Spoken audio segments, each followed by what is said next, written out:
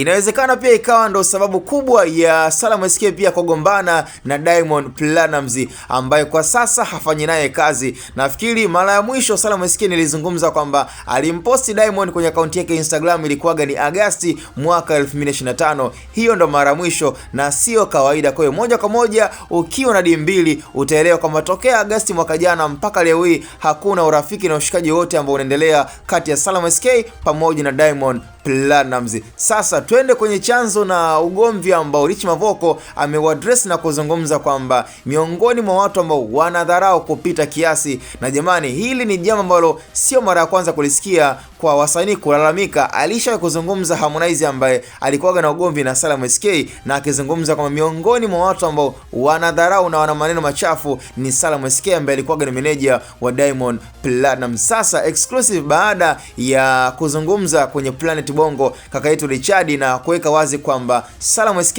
alipigwa vibaya mno na kaka yetu Rich Mavoko baada ya maneno machafu ambayo aliyazungumza kwa bi mkubwa wake, kiasi kwamba kama unavyojua kwamba mtu usimletee dharau tu zikapitiliza, kwamba ni bora Salamu SK angezungumza maneno ambayo labda yangemuuma tu Rich Mavoko mwenyewe, lakini sio kwenda kwa bi mkubwa, kiasi kwamba mwamba akaona kwamba huyu sasa anavuka mipaka. Kama ni kutoka kwenye lebo na kuachana na Wasafi, basi yuko tayari aweze kuachana. Na hapa ndo tunaanza kugundua kwamba kumbe hata chanzo kikubwa cha Rich Mavoko kuondoka kwenye lebo ya Wasafi na kuvunja mkataba, issue kubwa ni kutokuelewana na mameneja wa Diamond Platnumz, na meneja ambaye alionekana kwamba anachokochoko na kufanya wasanii wasikae pale kwenye lebo ya Wasafi ni Salamu SK.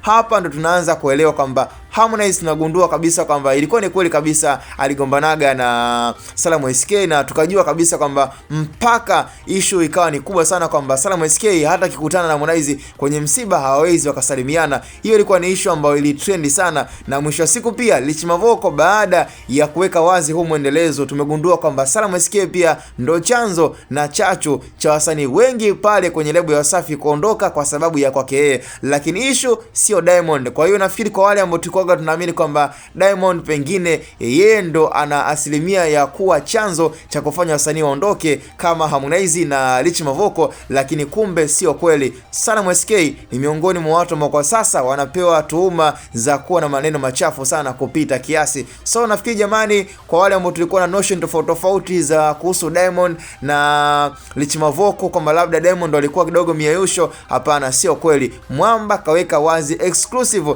na kuzungumza kwamba chanzo hata cha mwenyewe pia kumpiga Salamu SK ni maneno machafu ambayo aliyazungumza kwa bi mkubwa wake. Sasa short and clear, maelezo lula yamenyooka. Cha msingi tukutane kwenye upande wa comment ndani ya Hatboy Media. I say Salamu SK kama ndo style yenyewe ndo hivyo, atapigwa sana na washikaji ambao huaga wapende dharau kwa mabi mkubwa zao. Maneno huponza kichwa, ndo hicho kilichomkuta kaka yetu Salamu SK.